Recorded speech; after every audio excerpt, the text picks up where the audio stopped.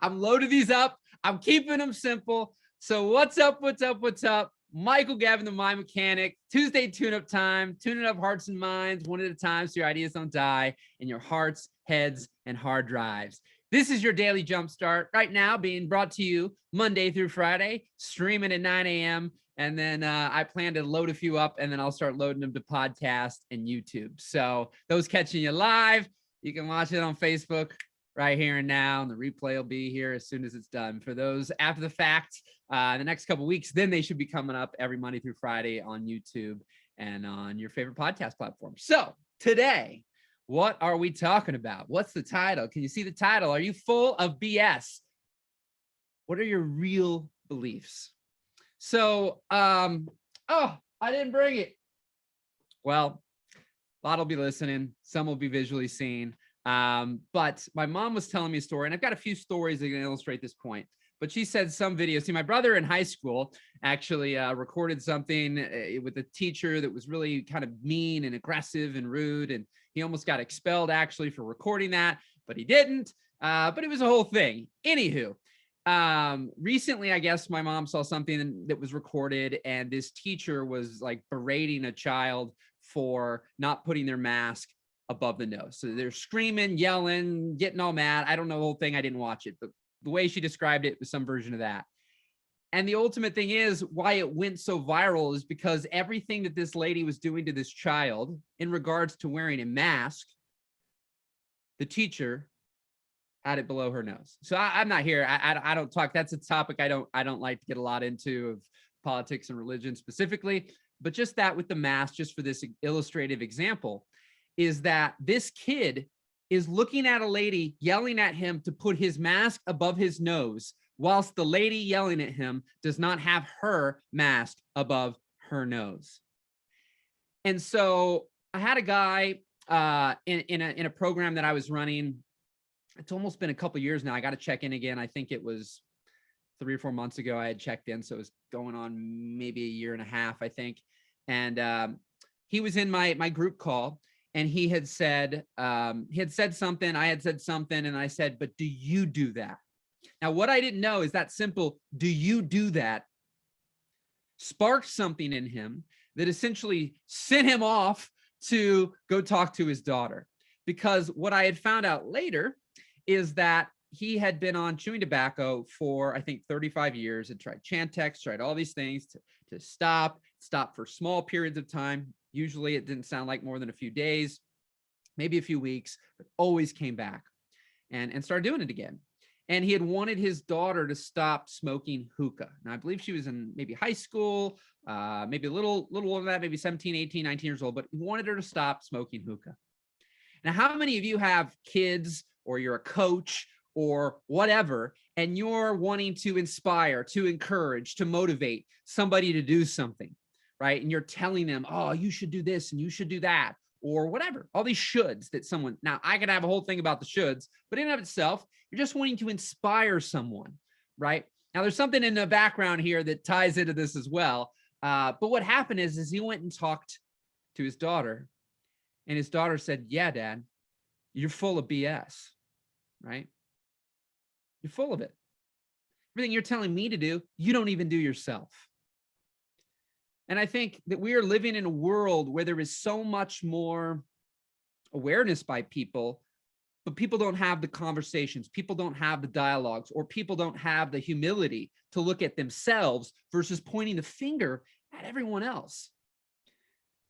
And so from that moment forward, he stopped, because he wanted to not just think positive, but be the change you want to see. Be the change you want to see. And we've heard that before. I'm sure I've heard it a million times. You know, it's out there in quote pictures, all sorts of different people say it. I'm not even 100% sure. I should look it up where it originally was said. I'm sure somebody who was public or whatnot said it. But what was interesting is he wanted to be the example. And now I don't know the full story after the fact. I know a few months later, once it was consistent, I believe she stopped, because he was being the example. You want to be the inspiration. Don't tell somebody to go for their dreams, but you don't go for your own. Go for your own, and then tell somebody that they can go for theirs. right? And they're more likely to listen to you and be inspired by you than they are to be despised by you.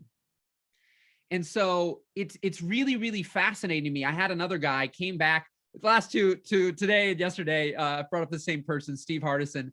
You can go to his website, theultimatecoach.net. And I actually had a trip that I went down and I got to spend about 15 minutes with him. And this whole thing with Uber drivers, I won't get into, but this guy picks me up finally. And I'm fired up. I mean, I'm fired up now, but I'm extra fired up. I'm in the back of the Uber and I'm talking, I'm saying things. He takes his jacket off and he's like, oh my God, this is why he's driving. He takes his jacket off and he's like, man, I'm sweating, man. I'm like, what's going on? He goes, hey, everything you're saying, I'm so inspired and it hit me at the right time. You're like a gift from God. And he's getting all fired up. And I'm like, man, we should go to lunch. I think at this time it might've been lunch-ish, late afternoon, maybe dinner. It was lunch or dinner. He goes, man, key line here. And I got to pay the bills. I got bills to pay. Right. So he's all fired up. I'm some gift from God. I mean, I'm not saying I'm Jesus Christ, but let's say I was, right? For this example, this guy's like, I believe in Jesus. He's here right here with me in my Uber car. But by God, you know what I got to do? I got to pay my bills. So Jesus, again, metaphorically speaking, Jesus, take care. Jesus, take the wheel. You know what I mean? But it's like, Jesus, take care. Like, I ain't got time for this right now. Like, I wish I did. I wish I didn't got these bills to pay, but by God, I do. So I'm just going to have to drop you off so I can pick up my next person, keep paying my bills. Right now, I'm not putting me on that type of pedestal and whatever your beliefs are, but just to be fun. So now what happens? I'm fired up. I just whatever. And I just keep going. And we get out in the parking lot. My buddy's in the hotel. I'm like, well, hey, just stay out here. You can tell me more of your story and everything. When I bring it back out, you can take us to dinner. And man, he's so passionate. He gets emotional. And then we, at this point in time, I just hear the story out. He stopped for a minute and talks to us and we get in the car. He's taking us to dinner. And I'm like, man, I don't know what kind of money you were going to make over the next few hours before you would stop. I'm gonna give you $150. You go to dinner with us. So I'm going to be paying this guy. So I mean, worked out well for him, I guess. But essentially, we go to dinner. We're having a great dinner. He says this thing, man, I'm a lot like you. He's like, I'm inspiring people. I'm encouraging. I'm motivating them. And, I get excited about this. And I'm telling a lot of things that you're saying. And I said, stop. I'm not above, better. I don't look at myself through that lens. My coaching, my work with people is to get them aware of things, right? To bring an awareness so you can make different decisions, because the decisions you make create the whole life that you have today. Your beliefs, which will tie into, create your entire life. And so this guy said that, and I said, stop for a second. Do you remember what you said to me in the car? Because the part I got to add in, speaking real fast here, as he said, I say all that, my friends don't do anything. They're not inspired. They don't quit their jobs. They don't take the actions. I said, what did you say to me in the car?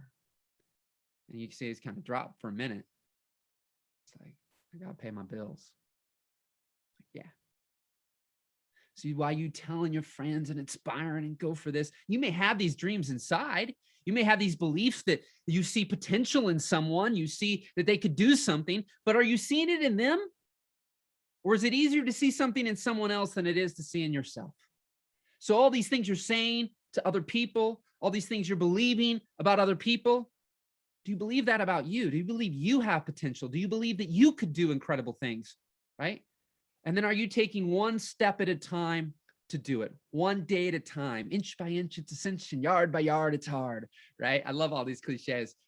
But your beliefs, what you say versus what you do, two very different things.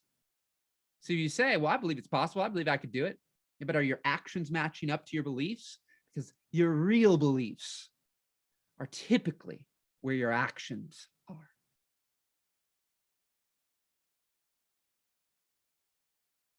If you have a product or service, you say, I really believe it. I believe it can change people's lives. I believe it can really help people. I know it transforms their lives, but you're afraid to ever reach out to a single soul on earth about it. You don't want to bother people. Now, I know there's a lot of intricacy and nuance to this at times, but the simple core of it is we've got to get in alignment. You say that you believe in your product or service, but yet your actions say you don't, because ultimately you're afraid of other things, right? You may believe in your product, but if you truly, not just verbally, but truly believed, there'd be no bothering, there'd be no annoying, there'd be no letting people down or irritating them, because you know that if you're in their life with your product or service, that their life is better. If you believe that, your actions would likely be very different than if you believed you're going to bother, annoy, irritate, piss somebody off, or anything else. So what do you truly believe?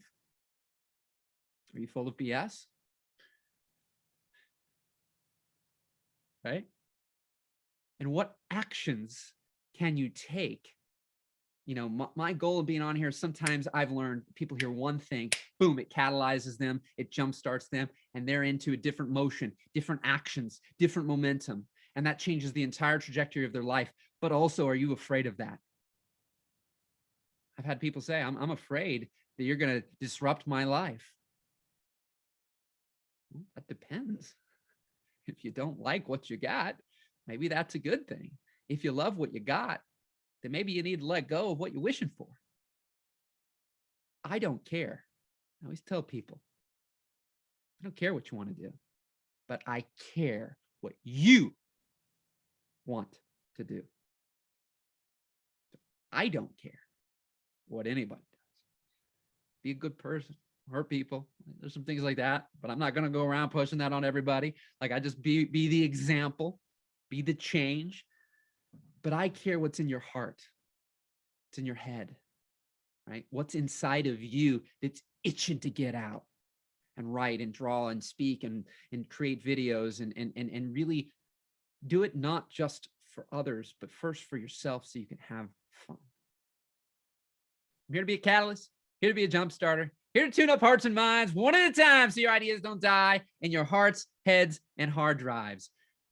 I'm excited to go on this journey with all of you in 2022 to inspire, to encourage, to motivate, to keep you moving forward, to keep you making progress, to keep you having fun and being fulfilled. Keep rocking, keep rolling, and we'll talk to you soon. Take care. Oh, hold on. You can only stop. Add something else in. Mind Tune Up Time, Mind Tune Up Time Live. MindTuneUpTimeLive.com. You can go there every Tuesday at 2 p.m. Central. Today happens to be a Tuesday as I'm recording this one. And you can join in. That's where I do some complimentary coaching sessions every week. And so take one new person, a couple new people every week. But you can go to MindTuneUpTimeLive.com to register for that session, join in on Zoom. It's also streamed. You can get into the Facebook group there. It's streamed in the Facebook group every week. And you can essentially watch the replay immediately from there. And then usually by end of day Thursday, I've got it uploaded to podcasts, YouTube, and I've updated everywhere all the descriptions with some show notes and some timestamps of what's going on in those episodes. So appreciate you all. We'll talk to you tomorrow. Rock and roll.